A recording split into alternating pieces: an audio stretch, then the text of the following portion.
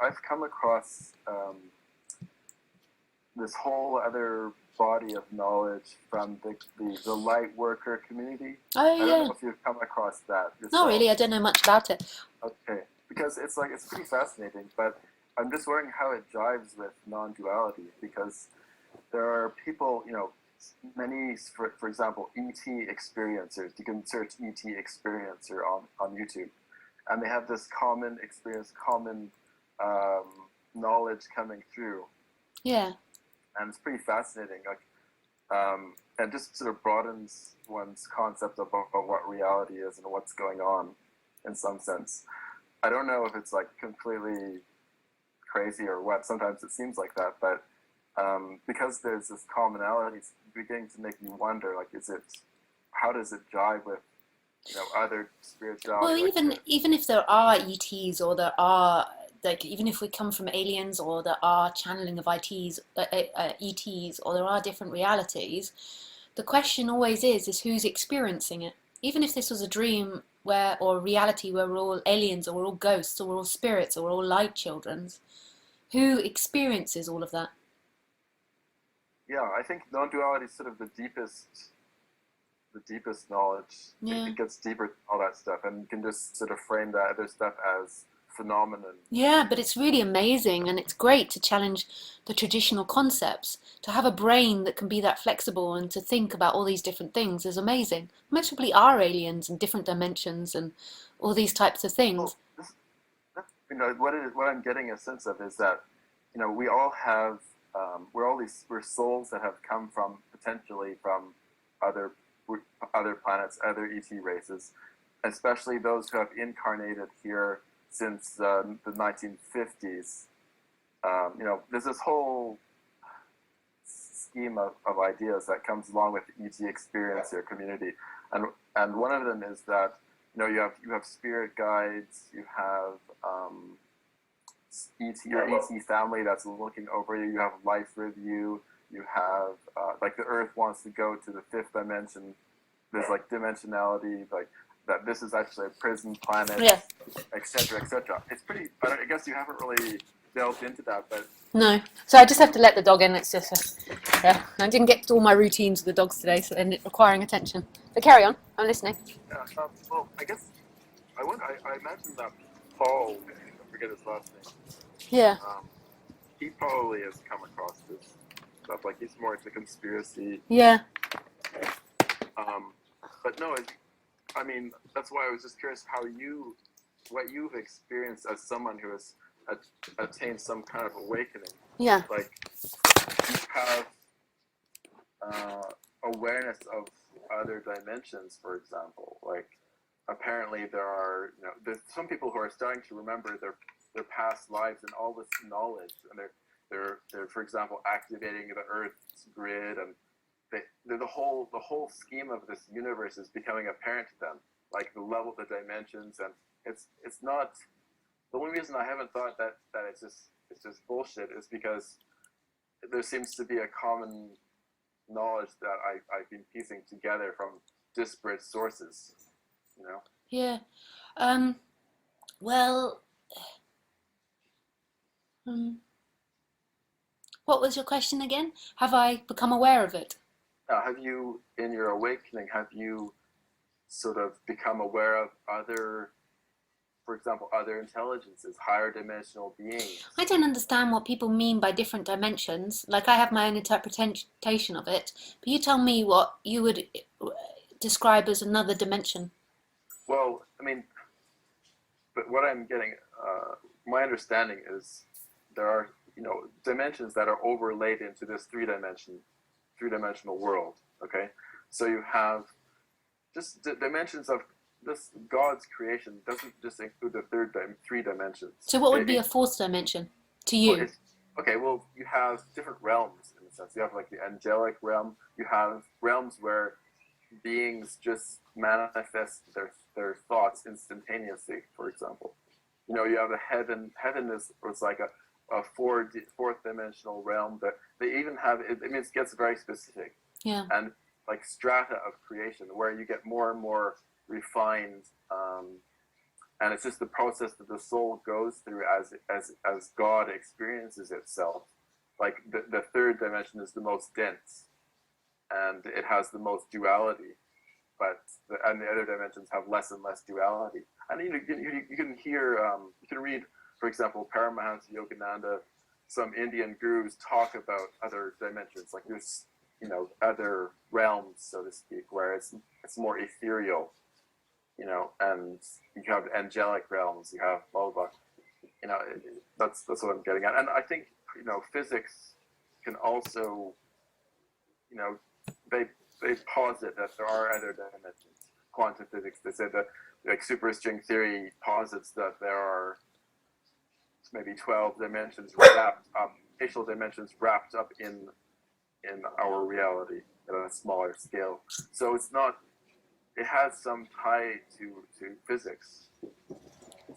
And what benefit does it bring you being more dimensions? No, well, it's just crazy. It's just all this information that's flooded my consciousness about that I hadn't been privy to before. I did come from more like the Eastern philosophy, yoga, spirituality, Yeah.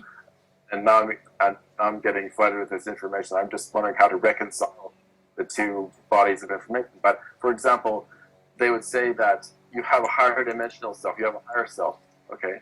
You have a soul self, and it could be doing things on other dimensions without you being conscious of it particularly. You know, like, it's just a whole realm that people will awaken to as ET experiencers, and the thing is what I see is that anything is possible in this moment. Anything is possible. Like, we don't know how life is going to manifest in this moment, and like realms in a way, or different realms. Okay, if we go into talking about that, what benefit does it bring you in order by imagining them? I think it could bring a benefit, as in it's great to break down any concepts you have. So if you have any stuck concepts, and these are really funky things to think about and really challenge everything we think we know, but what does it benefit you if there is lots of different realms? it's like, oh, you should raise your vibration, basically, because you want to ascend with the planet. But you see, I see everything really differently. Like, I see the want to raise your vibration is that you're saying to me that you're not enough as you are, and that you haven't discovered that your essence, your birthright, is boundless freedom and absolute love and everything you ever wanted. Yeah, and I would agree with that. But I also think it's okay to explore all these different realms and to explore all this different thinking, because it challenges any stuck ideas we have that this three-dimensional world is a reality. It isn't. This isn't a reality. This isn't a truth. And that any ideas stuck to that is untrue. But really, like, hiring your vibration or being in a better realm is basically that there hasn't been a discovery of that which experiences everything. And that which experiences everything's birthright is absolute love and freedom. And it never requires a different dimension. It never requires a different appearance, because it in itself is inherently free. But I'm not against the exploration of it, because it could, like, I mean, it's amazing. I love meeting people with loads of radically different ideas. It's such a beautiful thing to see a mind that doesn't stick to any possibility. Yeah, I'm an Aquarius, so I have that inclination. Yeah. Yeah, I'm into astrology. Yeah. So I think it's a great thing, but I think that all of this is appearance stuff. And no matter what realm you're in, heaven, hell, non-dual realm, the freedom is what's happening. I'm sorry, your Skype keeps cutting out a little. Sorry, I keep over-speaking you. Sorry, it's because I'm tethering with my phone, I think. It's a little bit... But I was just saying, like, yeah, it can get tiresome, all this Maya, just all this phenomenal nation.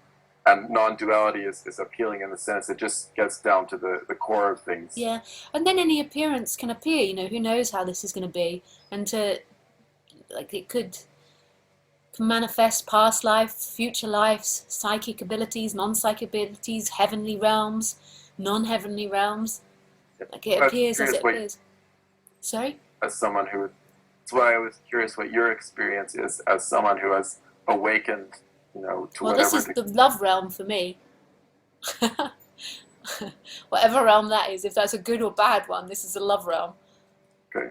So like the feeling of unity consciousness and divine love sort of sense, It or feels like everything is constantly making love to itself, but it's not really a feeling. It's it's an intimacy. It's like it's not like a feeling of like I as Lisa are making love to everything. It feels like an intimacy with all things, that there isn't a divide between who I think I am or my sense of self and anything that appears. So the sound of your voice is the recognition of myself. The sight of your face is me.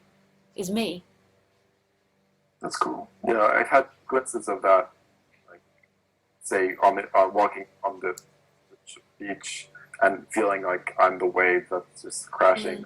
That's your nature. Uh, That is your nature just revealing itself in that moment. That's the birthright of all things. and I hesitate to try to think, oh, I want to accelerate my consciousness in that direction, right? Because Well, if you think that's that, coming from duality. that's coming from a sense of lack, so you want to be something else. Whenever you want to be something else, it always comes from a sense of not being enough. But that's okay. Just just an awareness of where that comes from, and it's okay if there's passion in all these different realms and all this stuff and this juicy drama. Go for it, because that's where the passion is. That's where the juice is. But see that what the seeker is, what the separation is it's always trying to feed itself with the future and always trying to avoid what happened in the past. Or sometimes trying to get back to the past, depends, but it's always trying to avoid pain and get to pleasure. But if that stuff interests you, then that's great, because it will deconstruct so much of your thinking. Why so many people are stuck in such a tiny three-dimensional box of this is the way things are, this is reality. So being open, I love it. I love it that you're more open to light beings than just that this world and that people aren't light beings or something, or that you're more open to ETs than just this. This world is in not just this, as in just this in a positive way. I mean, just like that there's only this reality possible. And that's beautiful, that the idea that anything is possible. Yeah, I'm inclined to believe a lot about. Yeah, it's exciting. It's exciting stuff. But your freedom is always your nature, which is present, no matter what realm you're in.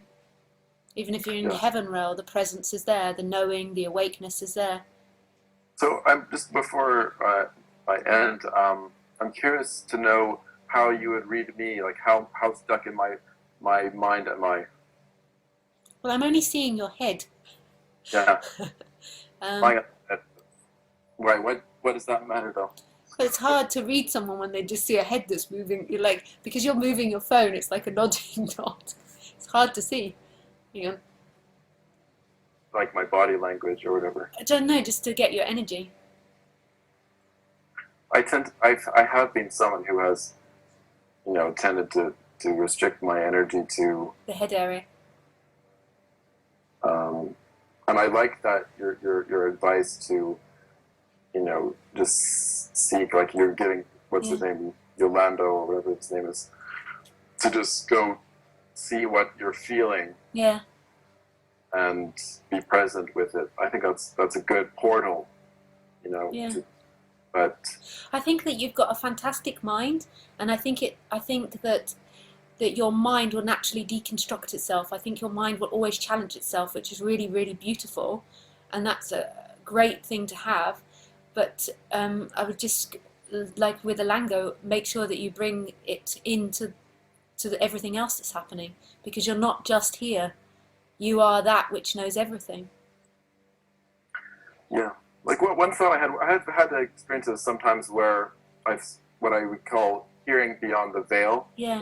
Like you just, but what that taught me was that whatever ignorance I supposedly experience right now is cool, because that's part of Yeah.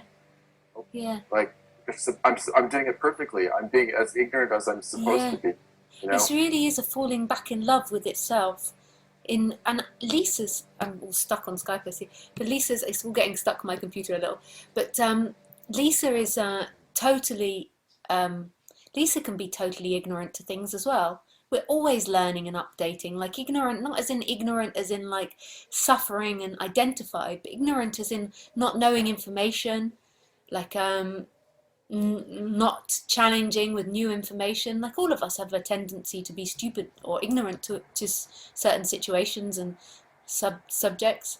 And so it's a total, like I'm not in any way saying that Lisa is this perfect all-knowing instrument. She is an instrument that's prey to destruction as well as growth. She's prey to great things as well as bad things. Like it's in all of us. But what I talk about is falling in love with that perfection and imperfection that will simultaneously be happening. Like the non-judgment of any of it. I screw up, I make mistakes, I do beautiful things, like all of us do. That's part of being a part of this creation. It's and it's really, really seeing the perfection in it all. Eckhart Tolle, he sort of distilled it into one word, which was non-resistance to what is. Yeah, but what resists it is this illusion which claims the body-mind mechanism, which claims the traits and claims a limitation to be you, where who you are is everything that appears, not a limitation. Experience of ignorance. I'm talking about the deep ignorance of separation. Oh yeah. That is actually, well, what I had an experience of was like that was the way it's supposed to be, because the soul or whatever is just experiencing that duality, that experience. So it's like, okay, on one hand, we know everything, we are everything, right? And as the God self, but that ignorance experience maybe is valuable in itself. There's no repercussions for that, because what's truth is truth, right? So, you know what I'm saying? Yeah, I know what you're saying. Okay.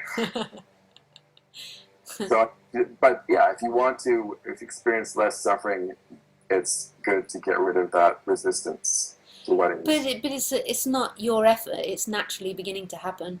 Like you is something that appears in the dream. But yeah, it feels like you, but you is an appearance in it. And seeing that your nature is non-resistance. Your nature automatically is that. But the belief is that you're something in movement, whereas you are that which knows all movement and is all movement. The awakeness.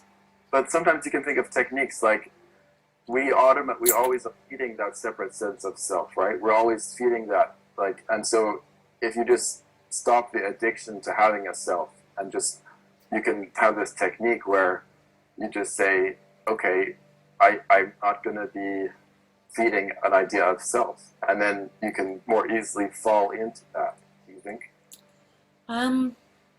Sure. If it's not going to get you to awakeness already is, but it might cut that energy that's separating.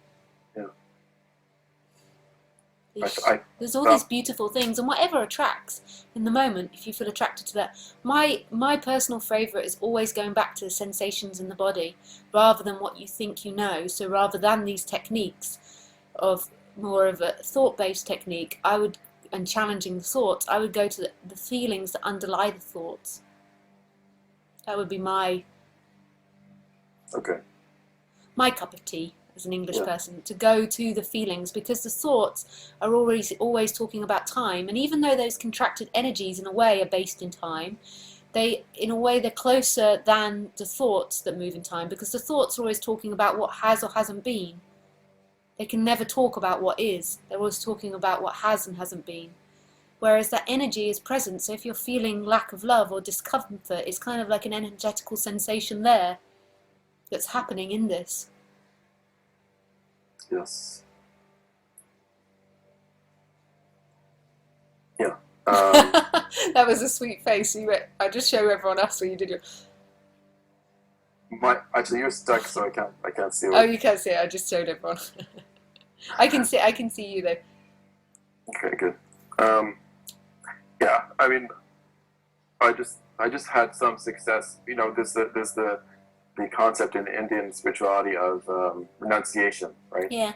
And if you renounce your idea of yourself, I think that can be a powerful practice for some people, like myself. Because but you know, I just feel to go back to point you back to your feelings. I can feel now that the energy goes whoop, like you can't see me, but it goes up to the head. Like I keep feeling like you're going up to the head, and it makes me feel dizzy. Like, sorry, it's just my response to it.